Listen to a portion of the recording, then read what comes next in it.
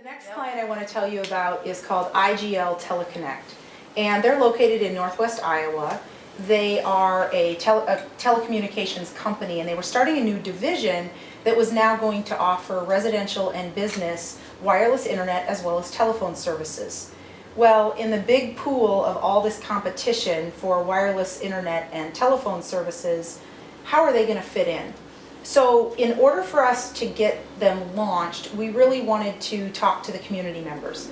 By the way, they were going into very small communities, people resistant to change, people in rural areas who maybe weren't so interested in the internet, which sounds a little strange. So how are we going to kind of nail this launch and get the number of subscriptions that we really wanted to see within our first year?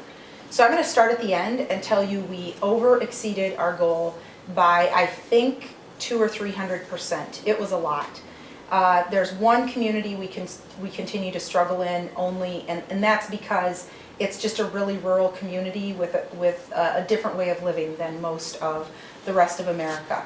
So we started with our research by going to these little towns, and focus groups is not the way to go when you start in small towns. We went to the grocery store, we stopped people on the street, we went into cafes, we just talked to people, and we found out from them, what do you like about your internet provider? What don't you like?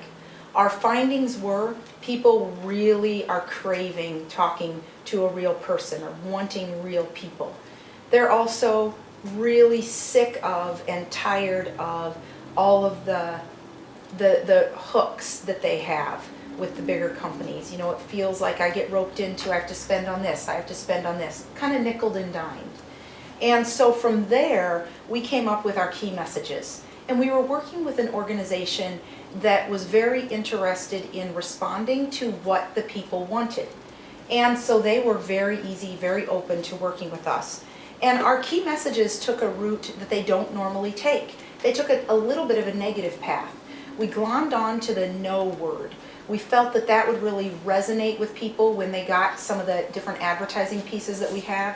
So this is an example, if you will, of a piece that we handed out, and we talk about no. We talk about no contracts, no hidden fees, no equipment rentals, no confusing packages. It worked. People like the idea that there's just transparency and honesty, and we can sign up, we're going to get good service, maybe faster service in some scenarios. We also wanted to call attention to the buy local, and we created some pieces around that. Our implementation was all about how do we penetrate the local small towns that we're in. So one thing we did was local sponsorships, whether it was a board on the local football or baseball team, whether it was a sign at the swimming pool, just be as big as we could there. If possible, we would even sample our internet and provide free wireless in certain parts of the community. We did some direct mail pieces, radio. We also did a literature drop, kind of old-fashioned, and that was fun. And we did some newspaper ads. What I love about this and why I think it's meaningful to RCVB as you're considering working with Market is we really responded to the community and how the community is going to react, and we embraced the way they work. So our media selection was relative to how that community lives, what they read, how they operate, and I really feel that's what gave us an opportunity to hit the home run that we did and are continuing to do for IGL Teleconnect.